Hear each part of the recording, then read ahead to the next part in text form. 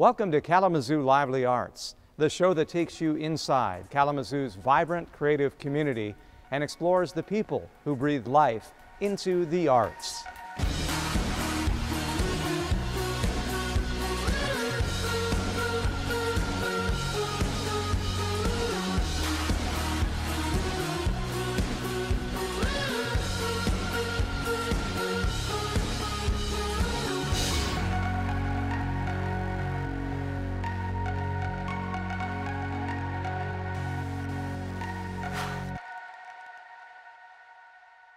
Support for Kalamazoo Lively Arts is provided by the Irving S. Gilmore Foundation, helping to build and enrich the cultural life of Greater Kalamazoo. Hi everyone, I'm John Koch here at the historic Kalamazoo State Theater. On today's show, Shelley Irwin turns wood into art with chainsaw woodworker Aaron Stinson and checks the time with clockmaker Rick Hale. But first, Shelley goes backstage with members of Joe Hertler and the Rainbow Seekers. 3, 2. Hello! I'm supposed to interview the band called Joe Hertler and the Rainbow Seekers. Hello! So you are the Rainbow Seekers? Some of them, yes. Well, where are the rest of you?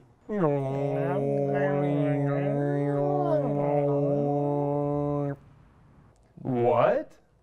We are everywhere. But you are also here. Yes, and you are there. You mean here? Yes, everywhere. Well, you've been playing music for a while. Have you learned anything? Yes. Okay, that's good. So what is something that you've learned? Doctors help people live longer. Musicians help people live happier.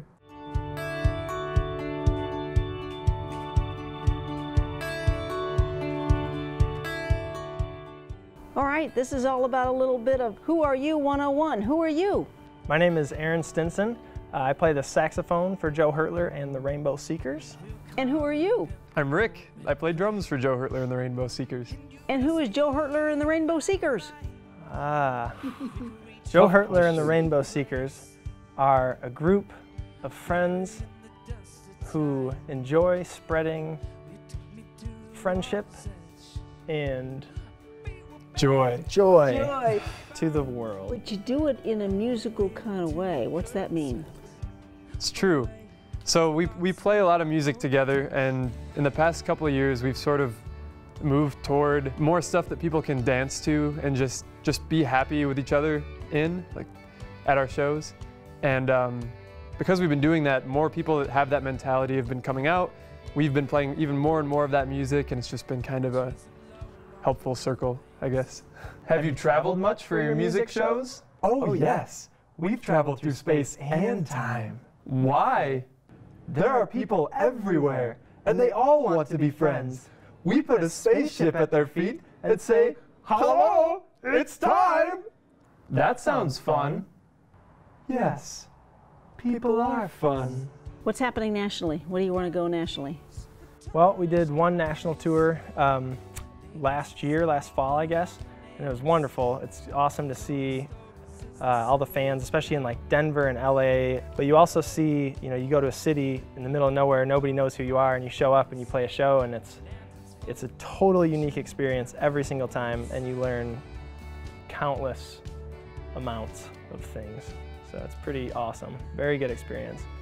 And you learn how far you have to go. That is the kicker. Can anyone be a Rainbow Seeker? Oh yes, certainly, of course!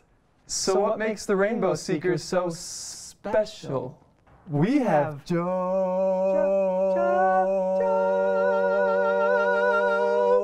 Hertler. Who? Joe Hertler. Joe Hertler. Joe Hertler. Joe Hertler. Joe Hertler. Tell me about Joe Hertler. What does he do? First he brings us a song, a glowing white kernel of pure human feelings. Think of it as a seed. A seed? Yes, a seed. We weigh the seed. We check its worthiness. Okay, So Joe Hertler brings you a seed. Yes, if it is worthy, we build a fortress around it, a tiny musical fortress, to protect it. The seed? Yes, the seed. It must be protected from the harshness of the world. It sounds very fragile. On the contrary, the seed is very powerful. You see, the fortress also protects the world from the seed's pure, unadulterated truth. I see. I think. Yes, safe inside its fortress, the seed can go out into the world and spread joy to all of the people. All the friends? Yes, to awaken their hearts. Oh, lovely. Yes. Your sound, how do you bring it to where it is, and why do people love you? Right. We have Joe bring us a song or part of a song or an idea, and then we develop it. And I think the reason we have so many people in our band, rather than just being a duo or a trio or something like that, is that when he brings us that idea, we're starting to realize there are pretty much infinite directions we could take it. And if there were only 2 or 3 of us, we'd probably only consider our own standpoints, So having 5 to 6 other guys in the room really makes us open our minds and each other's minds to ideas that we normally wouldn't go for. So having a lot of people can be tough, but it's really rewarding, I think. So. Oh, but it looks like you're about the music, but you're also about the performance. What's up here? Right. So the performance encompasses more of kind of how we interact with the crowd, and not even just during the show, but before and after, like hanging out with people and all that.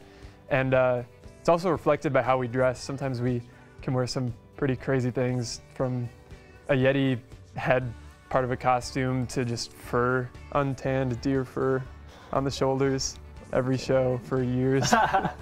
Indeed. Yes. What do you do when you don't have Joe? Panya! Shax Capone! Up here!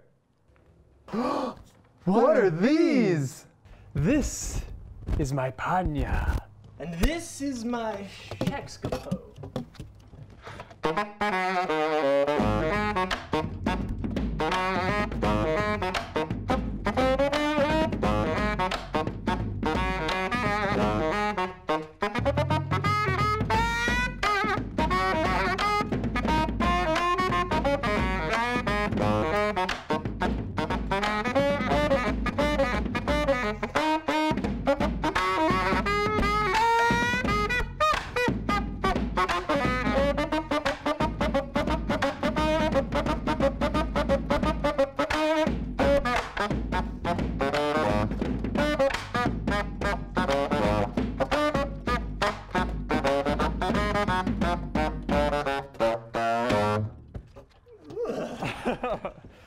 Wow! That was something! Did it give joy? I think it did. Can I try? Certainly!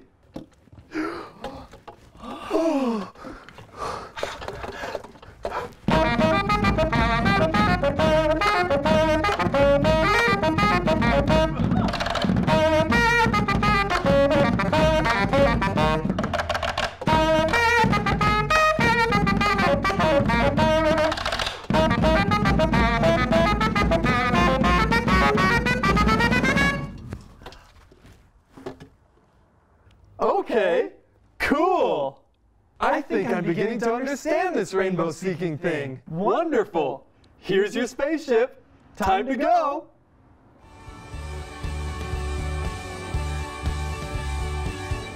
The piece of hay in your piglet tail there is the key. Yes, Thank you, this John. this makes for good dance. That's right, you bet. Continued success. Thank you. Thank you.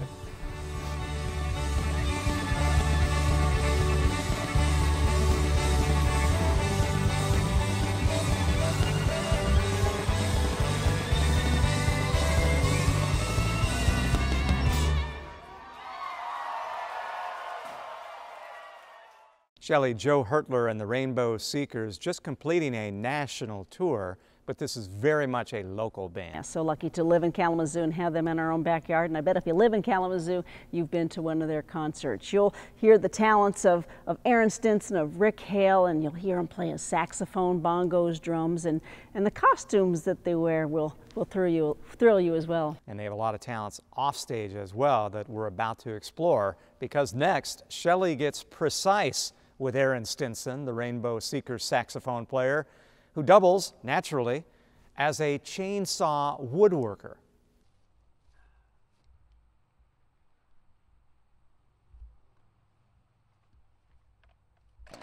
So chainsaw carving is really the art of using this instrument that is totally absurd and dangerous, and kind of using it to craft what you see out of a piece of wood.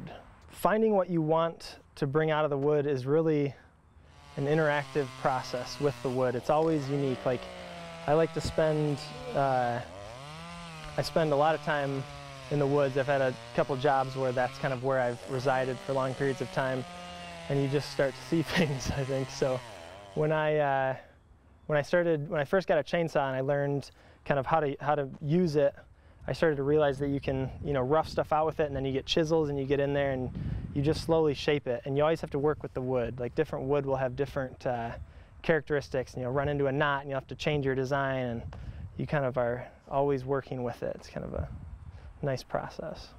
Aaron, I would like to be a chainsaw, let's say, artist. Where do I start? Well, you start with a log. Okay. And the log comes typically from friends and family who have just seen the stuff out front, and then they decide that when a tree falls, they'd rather turn it into something kind of preserve the spirit than let it fall and go back to the earth quite yet. Excellent. So and then I have tools to work with. You got tools. You got a whole lot of tools. You got your big tools. Okay. And this is you rough stuff out. This is mostly for if you got to cut something down, or if you got to do your big girl work. And then it goes down from there. And this is my smallest one. Okay. This is a little carving bar on there. So with this one, you can really get in there. So I'll start her up, and you can give her a go. Okay, and then safety Here's first. a little bit of safety. So put this on. Yeah, put that on. I'm gonna. And I'll start her for you. Oh, it covers my ears. Oh yeah, very How's that? crucial. Okay. Yeah. So okay. so lift that just a touch, and then you can put that screen down. Down, so the bugs don't get me. Can you see? Right? I can see. It looks like your eyes blocked a little bit. I want to see. There we go. Okay. You definitely want to see. We are down and ready. So this one still fairly safe. Just make sure you don't touch there. Okay. So keep the bar kind of on the bottom side like we showed, because this one can kick back a little. But if you keep it tight and you keep there, you'll be safe. Maybe you can help me. Okay. Okay. Chainsaw carving as an art form is, I guess it's evolved with the instrument, of course, because chainsaws used to be totally insane. But now that they've kind of refined it, and you can, customize it, you can put different tips on it and stuff, you can really get in there and start working with it. And just like sculpting or anything else, it's just a medium to bring out the vision in your brain, And with the reason I'm so drawn to wood is that vision is always produced kind of organically. You've got a log, and then you're just reshaping this natural thing into something with a spirit that is kind of tied to that wood or that piece. Safety hat. Yep. Okay, safety first. Here, I can lift that a little, I can tighten this. There we go. Good? All right, ready. All right, so left hand up here. Oh, you gotta do this hand here. Right hand there. Hand there. And then push there, and squeeze there. That's gonna run your top. Okay.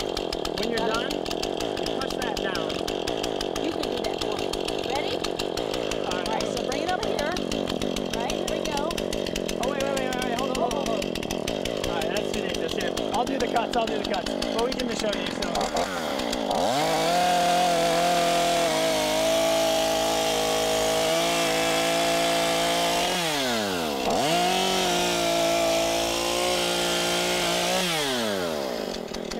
What's the secret to staying safe? The secret was basically, it takes a lot of time. Yeah. But yeah, so you got to start by cutting just stuff, and you slowly work it. But kind of how you were setting there, if you start it with the top touching it, it would kick back. Yeah, and I'd be kicking. So, yeah, all so right. I'm glad that didn't happen. Chainsaw carving 101. There we Safety go. first. Great. Let's sell that. Yeah, yeah. With the band Joe Hertler and the Rainbow Seekers, I play the saxophone, and here I do the chainsaw carving and the woodwork. And I've learned through both experiences that they really fuel each other, kind of as all art forms do. You learn from this, and it gives to that. You learn from this, and it gives to that. For example, you go out on tour and you play in front of these people, and you get this energy from this whole mass of people, and you just kind of, you get fueled from that. And then when you go to carve, a lot of that kind of energy and that excitement, I think, goes into it. And when I create a piece, I try to make this little world, this little environment where when people see it, they feel like that's where they want to be and that's where they want to live, even though it's tiny. So, safety first, and then I'm ready for my lesson. All right. So, with the chainsaw, there's a lot of parts that can be dangerous, particularly that top quarter. If that top quarter kicks, it can kick back because it throws the saw back at you. So you always want to avoid touching that spot. Other than that, you always want to get the chain going before you touch the Before you start wood. cutting, right? Yeah, otherwise it'll also kind of give you a jerk. Yeah. So we're going to want to start the chain going full throttle, find our spot, and then make our cut. All right. And then follow through, and then let her go. I'm going to keep these on my ears. You can keep those. I will come over here. You can hold on to it to see what we got, and then I'll kind of lead the cut. Okay, here we go. Start it up over here. All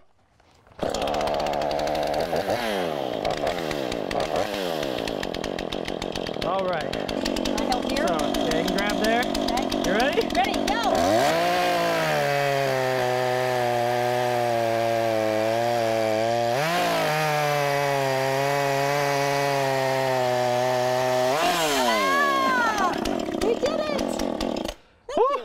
There we go. A little scary, we made it. And that's a beautiful little cut right there. Nice job. The goal of this whole chainsaw carving ordeal is to create things that help people remove themselves from the world and move into their imagination. And I like creating these really large, very whimsical carvings that when people drive by and they see it, it just gives them a feeling of, you know, a little bit of stirring, a little bit of something that tells them that, you know, you can do these kinds of things that are strange.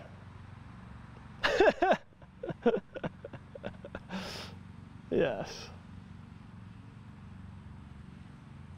That was such a strange answer. That was kind of funny though.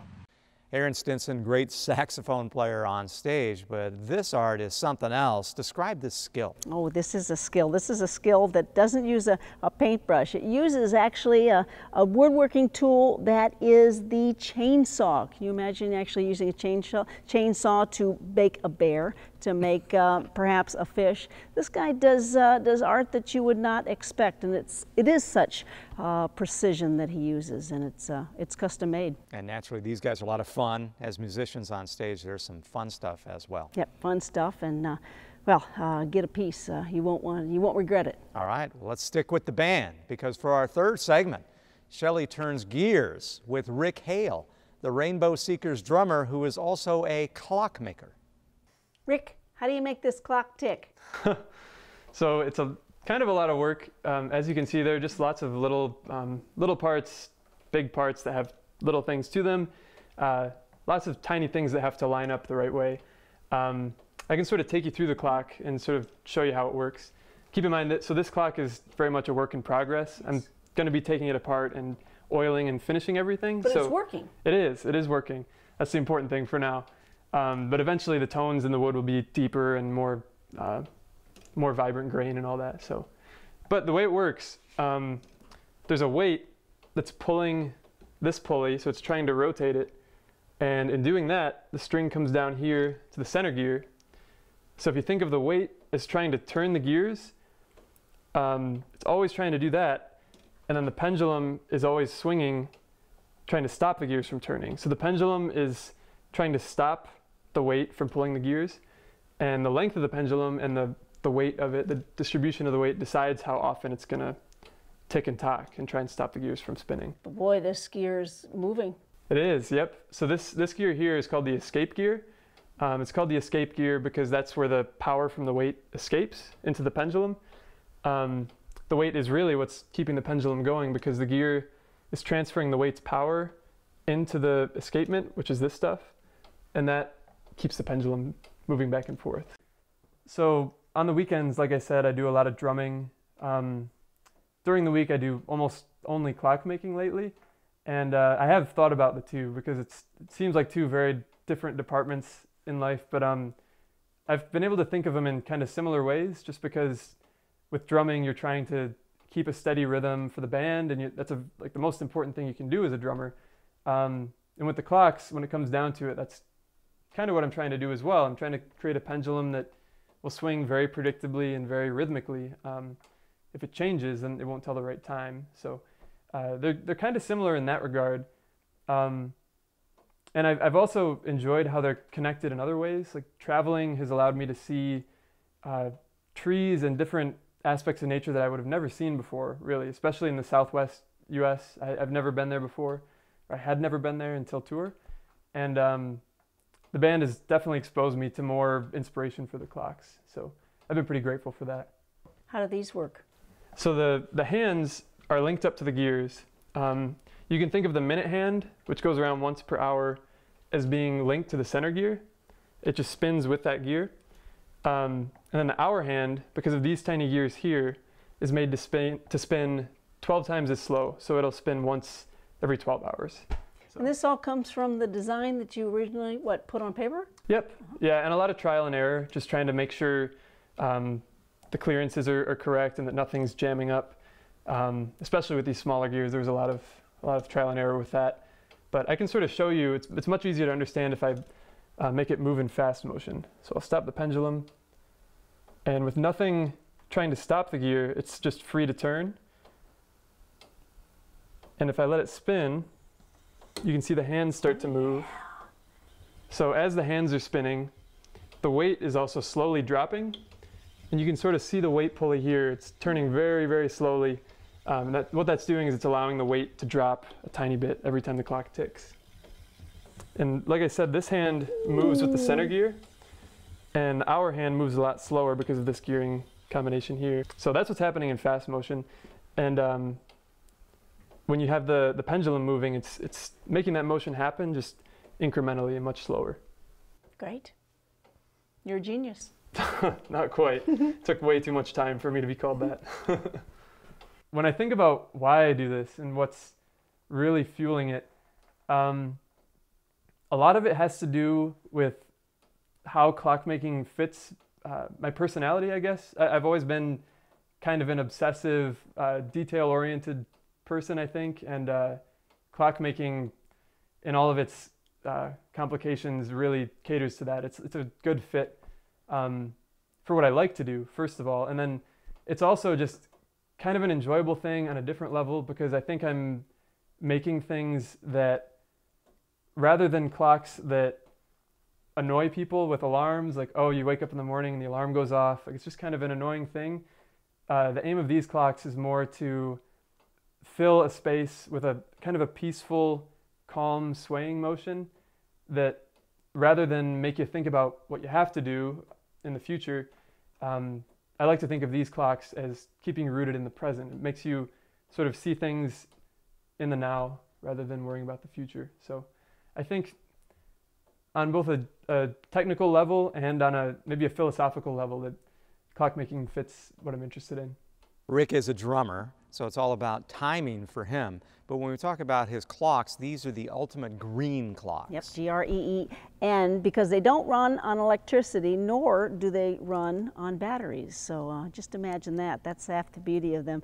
They are handcrafted. They are individually cut. You'll see the sanding. You'll see that they are tuned to perfection. And the gears, it's the rotation of the gears that make these clock work. It's amazing how he gets them to even work, but how did he come up with the name for his business, Clockwright? Did my homework. What's the definition of a clock? It is a mechanical instrument used to measure the passing of time. And here's Wright, W-R-I-G-H-T, a worker or shaper of wood. Clockwright. Yeah, these are amazing pieces, no doubt about it. Thank you very much, Shelley. And thank you for joining us on this week's episode of Kalamazoo Lively Arts. Next week, Shelley conducts with members of the Singing Crusaders, bends metal with metalsmith Sarah Niemeyer, and performs alongside poet Andrew Wasson. From the Kalamazoo State Theater, I'm John Koch. Have a good night. Support for Kalamazoo Lively Arts is provided by the Irving S. Gilmore Foundation, helping to build and enrich the cultural life of Greater Kalamazoo. Ha ha